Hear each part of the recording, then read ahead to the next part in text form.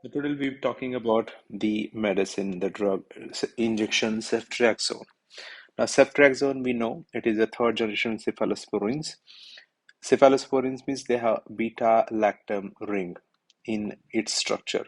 Now, we must know that ceftriaxone is one of the most commonly used, most widely used antibiotic all over India. There are so many reasons. The first thing, it is pretty cheap antibiotic. It's very cheap. You can get it up to 50 rupees, 80 rupees, 90 rupees, 100 rupees, 200 rupees. So it is very, very cheap. The duration of action is very good. It is long duration action. In fact, once a day dosage also suffice even in adult patients, and most of the time it is used twice a day. The half-life of this drug is around 8 hours.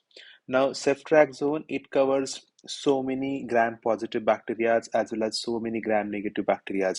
That is the reason why it is a very good drug for almost any infection. Any infection, we can use injection ceftriaxone very commonly. It can be lower respiratory tract infections. It can be community acquired infections.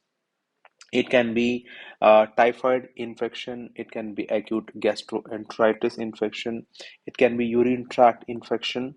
These drugs act very, very well in abdominal sepsis, in complicated UTI, even in pyelonephritis.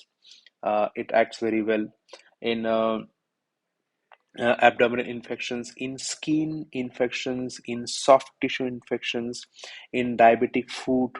It can work very, very well. So this is one of the antibiotic that is very widely used by general surgeons, orthopedic surgeons. It is also used for pre-surgical a single dose or single stat, which is a single dose which is used prior to angiography or prior to any elective surgery as a single dose to kill any bacteria or to kill the bacterial contamination during procedures which are electively planned.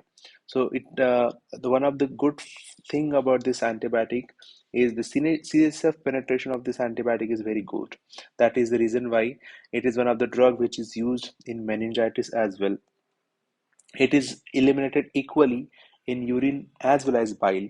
That is the reason why it is used in cholecystitis as well.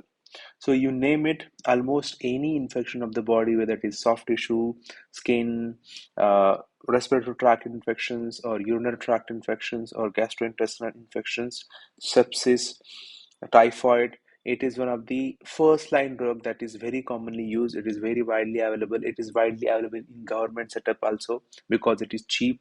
It is once or twice a day uh, drug dosage system. That is the reason why this is a very favorable drug. Most of the time, around 1 gram twice a day dosage is used in most of the setup. It can be used up to, in meningitis, 4 gram per day is used, that is 2 gram twice a day for around 7 to 10 days.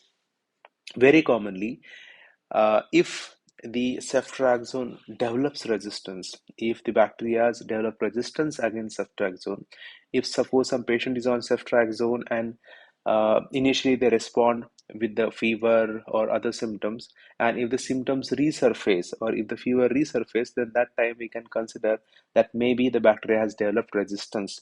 In that scenario, we can combine this ceftriaxone with sulbactam, or we can in fact combine the ceftriaxone with sulbactam plus EDTA. This will increase its efficacy. It will counteract the resistance, and this combination of ceftriaxone with sulbactam and EDTA can be used even in those patients who have received cefepime or meropenem or other higher antibiotic as well. So ceftriaxone, sulbactam, and EDTA can work as a higher, broader spectrum antibiotic even in those patients who have received higher antibiotics. So this was all about injection ceftriaxone. Thank you.